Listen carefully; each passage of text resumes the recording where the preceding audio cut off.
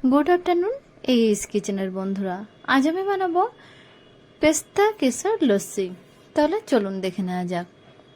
পেস্তা কেশর লস্যি বানানোর জন্য এখানে আমি নিয়েছি বেশ কিছুটা পেস্তা, 1 বাটি টক দই, হাফ বাটি চিনি, উষ্ণ গরম দুধ এবং কিছুটা কেশর। প্রথমে আমি পেস্তা বাদামগুলো এবং কেশরগুলো উষ্ণ গরম দুধে ভিজিয়ে রাখবো, এতে করে কেশরের কালারটা বেশ ভালো আসে। আর তার সাথে দিয়ে দেবো 3 থেকে 4টে গরম মশলার বীজ আর 1 চামচ চিনি।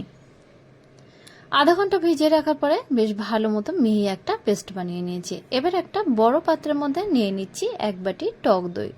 টক দইটাকে বেশ ভালোভাবে ফেটিয়ে নেব।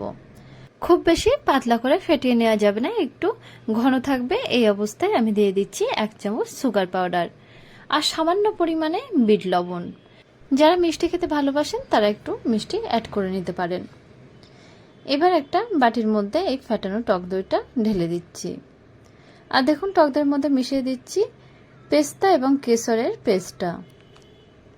সমস্ত উপকরণ রেডি হয়ে গেছে। এবার পেস্তা কেশরের লস্যিটা বানিয়ে নেব। দেখুন, এখানে 2টো সার্ভিং গ্লাস নিয়েছি এবং গ্লাসের মধ্যে দিয়ে দিচ্ছি 1 থেকে 2 চামচ টক দই।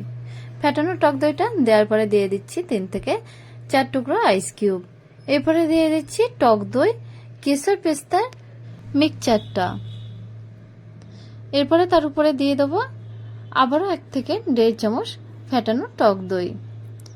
এরপরে আবারও 1 লেয়ার দিয়ে দিচ্ছি কেশর পেস্তার পেস্ট। এরপরে গার্নিশিং এর জন্য দিয়ে দেবো বেশ কিছুটা গ্রেট করা পেস্তা। এর উপরে দিয়ে দেবো চেরি আর কেশর। ঠিক একইভাবে আরেকটা গ্লাসও আমি সাজিয়ে নেব। তাহলে তৈরি হয়ে গেছে পেস্তা কেশরের লস্যি। এবার একটা চামচ দিয়ে একটু মিক্সড করে নেব বেশ ভালোভাবে। তাহলে বন্ধুরা, কত সহজে এবং খুব কম সময়ের মধ্যে এই পেস্তা কেশরের লস্যিটা বানানো যেতে পারে। আমার এই রেসিপিটা দেখে একদিন বাড়িতে ট্রাই করে দেখতে পারেন। আশা করছি ভালো লাগবে। যদি ভালো লেগে থাকে তাহলে অবশ্যই কমেন্ট করে আমাকে জানাবেন।